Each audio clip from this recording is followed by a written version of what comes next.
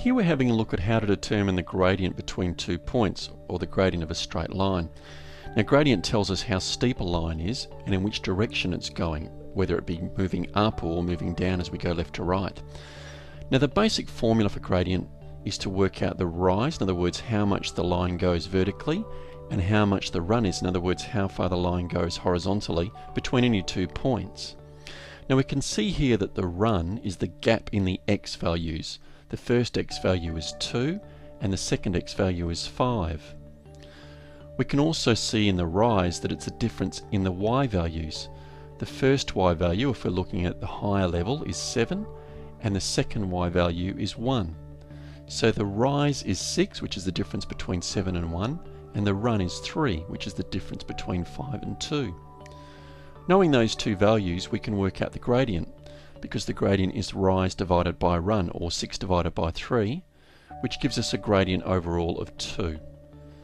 This indicates that the line is moving up 2 units every time we go across 1 in the horizontal direction. Let's have a look at a general formula to work out the gradient between any 2 points. We'll label those points x1, y1, which we can see in the left corner, and x2, y2.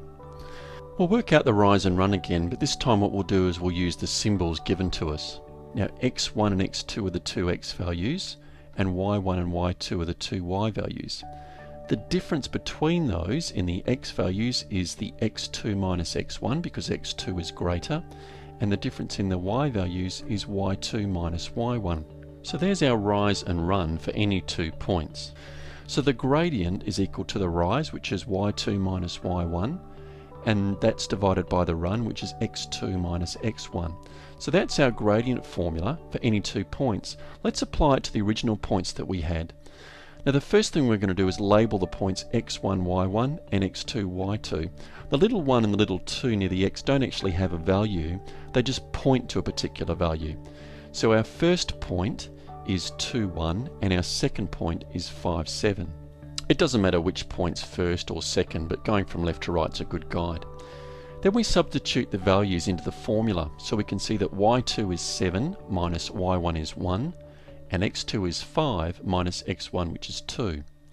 7 minus 1 gives 6, and we're dividing that by the bottom line, which is 5 minus 2, or 3.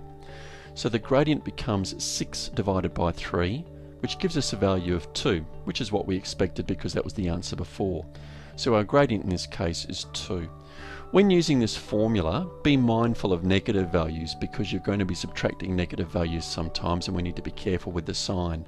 But that formula that we saw earlier, y2 minus y1 over x2 minus x1, can be applied for any 2 points to find the gradient of the line joining those points.